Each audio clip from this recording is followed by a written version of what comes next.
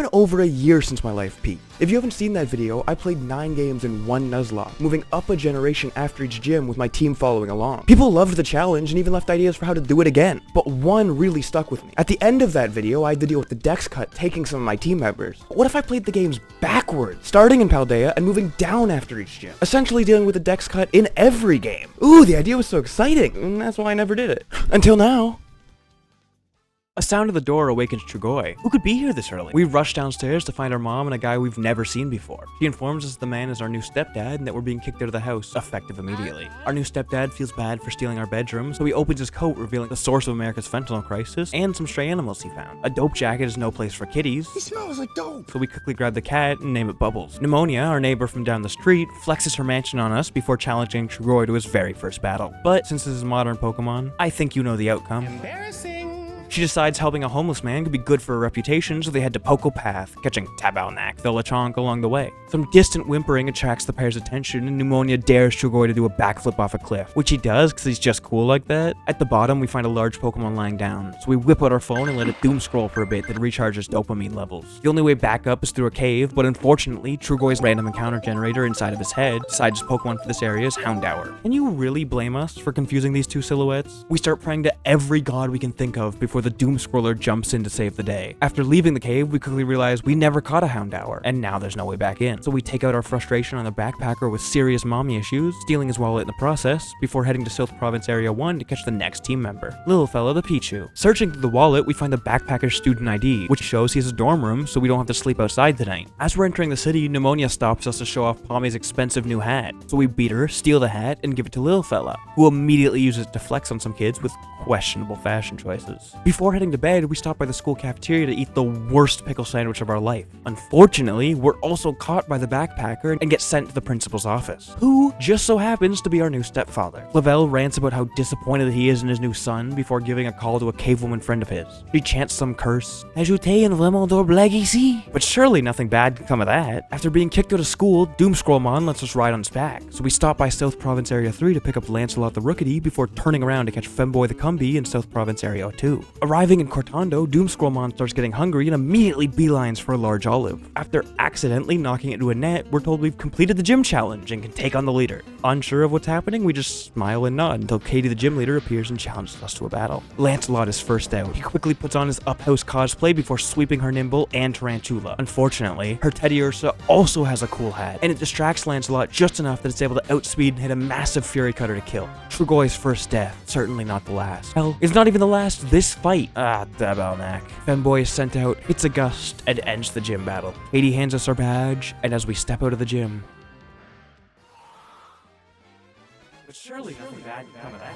Yeah, something bad came of that. Trugoi is now 2 years in the past and in the Galar region. We hear a lot of noise coming from a nearby route, so head that way. Unfortunately, it's swarming with paparazzi, one of whom forces Lil Fellow to watch his only friend Femboy die before posting the footage on Instagram. Trekking through the route to pick up 049 the Spritzy and step into a building to discover the source of the paparazzi. Lil Gert the Toxel was in town for a concert in Holbrook. Fans found him before he could make it. His manager asked if Trugoi could sneak him out, and we agree. They immediately get spotted, but 049 is able to wipe the floor with the first 2 fans, and Little Fella sets up some nasty plots to sweep through the third one. A half-naked man welcomes us to Hulbury, and we head down to the pier to catch the Chinchu before entering what we assume is Lil Gert's concert venue. Turns out, it's a gym. Little Fella proving the power of friendship by evolving into Pikachu on their way through. After fiddling with a bunch of water switches, we finally reach the gym leader, Nessa. Is able to take out her Goldeen and Aracuda, but needs to be switched for Lil Gert when the Dynamax Dreadnought comes out. Surprisingly, the baby is unable to tank a Dynamax attack, ending Lil Gert's career, but giving a clean switch into 049, who's able to stall out Nessa's Dynamax turns. Once the turtle is small, Little Fella comes out and is Dynamaxed herself, nearly dying to a single Razor Shell and only bringing Dreadnought down to the red. Somehow, this turtle outsped a Pikachu. Terrified we've lost the fight, we go for a max guard when suddenly, the rain stops, and it hits me. Dreadnought has Swift Swim. The rain might be the only reason it outsped. We go for a max lightning, just praying it's true. And it is! Pikachu moves first and the Dreadnought goes down, ending the second gym battle. Trugoi takes a deep breath and steps out the doors feeling a calm, warm breeze.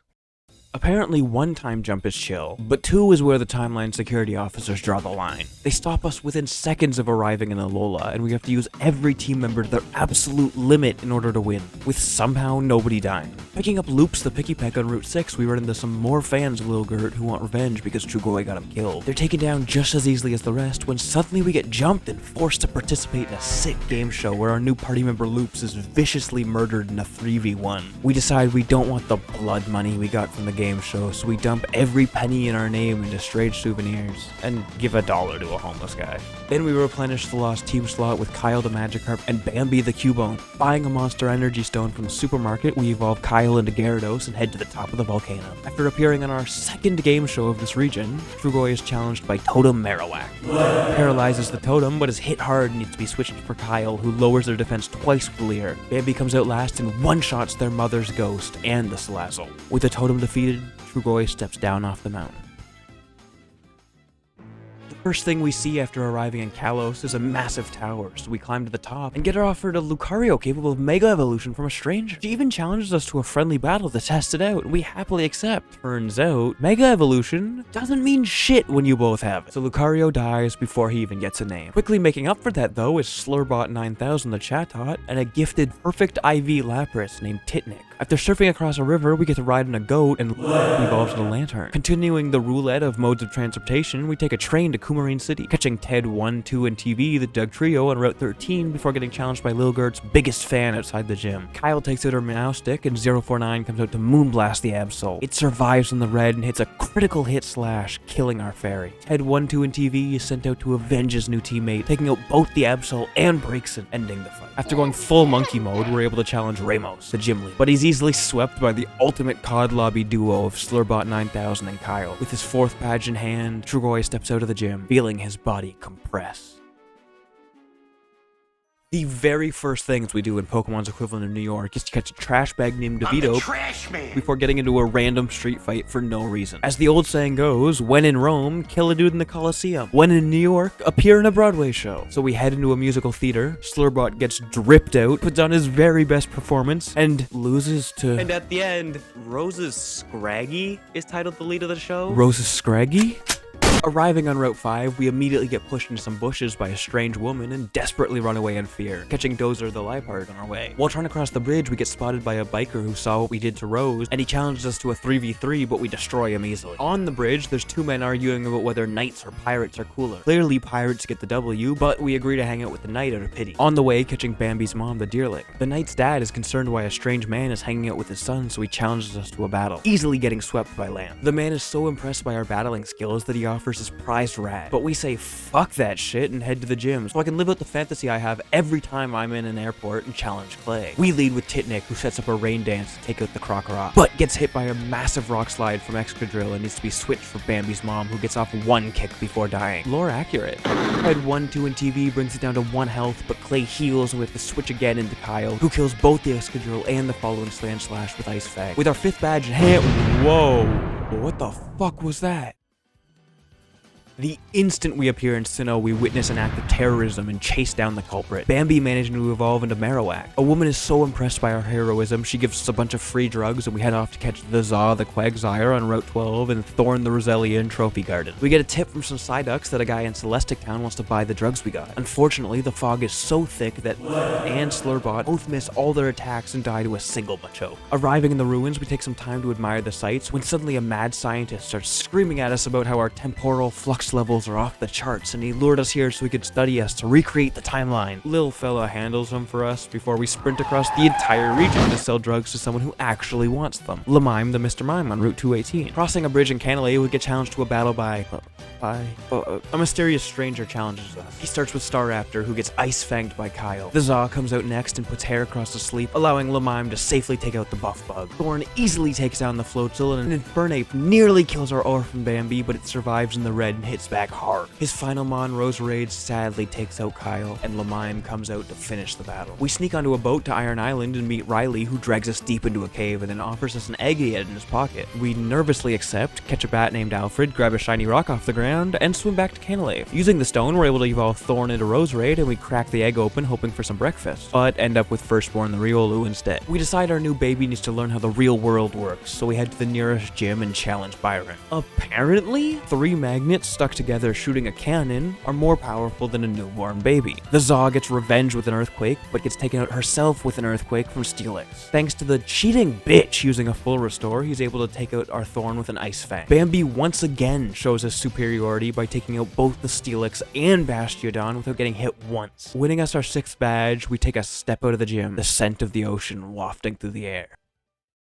Hoenn immediately blesses us with 4 encounters. Cheech the Oddish on Route 120, Barreg the Shuppet on Route 121, Splat the Tentacool on Route 122, and Miles per Hour the Vulpix on Mount Pyre. While on that aforementioned mountain, we find a bunch of pirates who can smell that we've hung out with a loser knight and fight us. After wiping them all out, we head to Lily Cove where we get challenged by May. She's laughably easy to beat because we're like 10 levels above her. Alright, so my PC kind of crashed while recording the next section, and the footage got corrupted. I'm just gonna have to describe what happened and recreate it in editing. First, we get stopped from progressing by more pirates. We wander the region aimlessly until a random mountain opens up, allowing us to push a bunch of guys into lava and fight Maxie after he uses a blue orb to awaken a red Pokemon. But as a fellow colorblind man myself, I get the struggle, bro. His entire team getting swept by Titanic. Whoa! The footage is back! We stand and watch as pirates steal a submarine in front of our eyes. With plenty of time to stop them, we instead decide to offer our services to the submarine's owner. Lil fella sweeps through the pirate's base, but they manage to escape with the sub while we're fighting their Discord's admin Matt. I have no idea which direction they went in, so we just start vaguely surfing in a random direction, with Barreg evolving into Bayonet on the way. We eventually reach Moss Deep and stumble into Tate and Liza's gym, making sure we give all their trainers motion sickness before challenging them. They lead with Xatu and Claydol while we send out Barreg and Titanic. Our ghost screeches to lower Claydol's defense while Titanic hits an ice beam, freezing the psychic bird. Unfortunately, Barreg is taken out, so we switch to Lamime, who sets up a reflect and light screen, while Titanic sets up some rain. Despite the shields she just put up, an earthquake still takes out Lamime, allowing a clean switch into Lil Fella, while Titanic gets a revenge kill on Claydol with Surf. Xatu is still frozen like 5 turns later, and finally gets eliminated by a massive thunder. Solrock sets up a sunny day, which allows it to survive Titanic attack on the tiniest sliver of health possible. But Lil Fella gets the final hit before switching into Bambi to gang up on the lone Lunatone, winning the battle and proving that my one brain is bigger than 2 brains.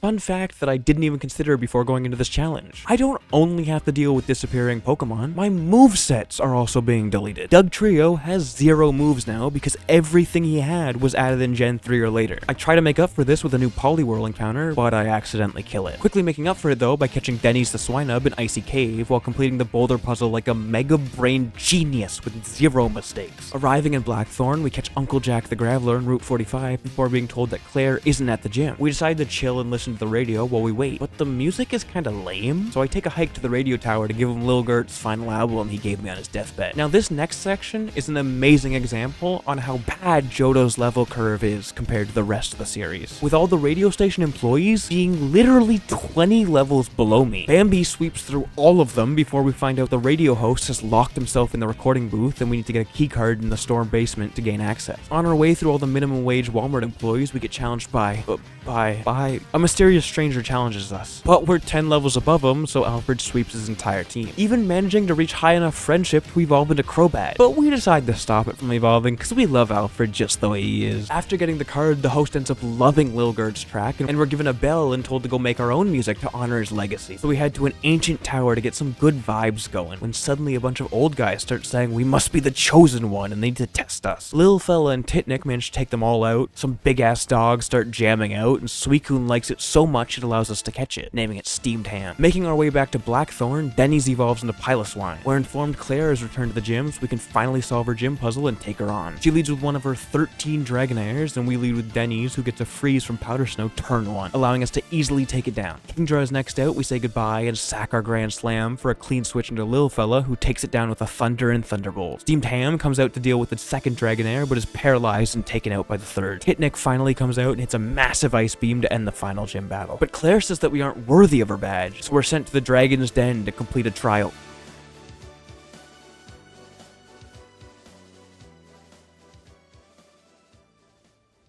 But Well, I guess we don't get the 8th badge. To make up for it though, we're able to take the trek to Celadon and pick up a bunch of stones, allowing us to evolve MPH into Ninetales, Cheech into Gloom and then Vileplume, and our Lilfina finally becomes a big fella. We make our way through the Pokemon League gates, past the first badge check, then the 2nd, 3rd, 4th, 5th, 6th, 7th, we get a little creative sneaking past the 8th, and finally reach Victory Road, the end of our journey. Catching solid Kyle the Onyx, we slowly make our way through the boulder puzzles, running into a giant chicken set on fire that we put out of its misery before exiting the cave and stepping into the Pokemon League and the final 5 battles of our Nuzlocke. We take one last look at our box and assemble our champion team. Lilfella the Raichu, who was basically our starter. Bambi the orphaned Marowak from Alola. Titnic the perfect IV Lapras who swept more teams than I can count. Alfred the Golbat whose evolution we stopped just so he could make it here. And our 2 newest additions, Cheech the Vileplume and MPH the Ninetales.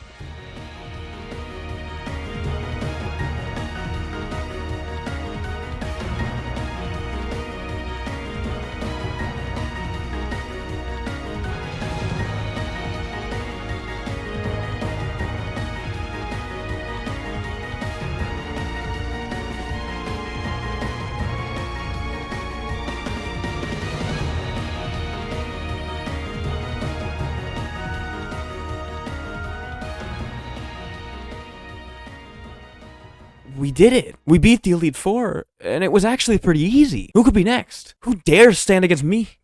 YouTube? And then he asked for my rival's name. I decided on YouTube, who hasn't been very nice to me recently. Maybe if I can beat him, he'll give me the algorithm secrets. My original rival. Unfinished business.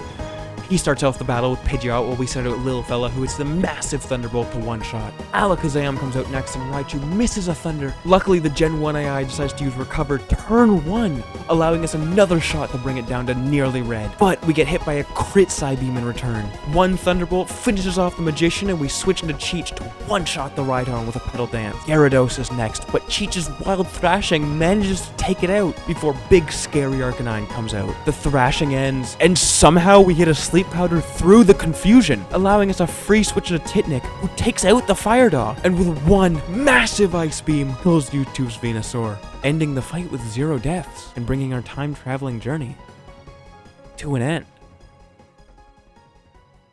Hey, thanks for watching if you did. In no world do I expect this to do anywhere close to the original, but it's an idea that's been sitting in the back of my mind for over a year. If you did enjoy it and want more, you can check out the entire 9-Gen Nuzlocke trilogy here. Or if you want a different challenge, here's my last video where I let ChatGPT take control of a Nuzlocke. And if you're interested in stuff other than Pokemon, here's the supercut of a trilogy of videos where me and 5 of my friends try to beat Minecraft, but every 30 seconds a random effect occurs.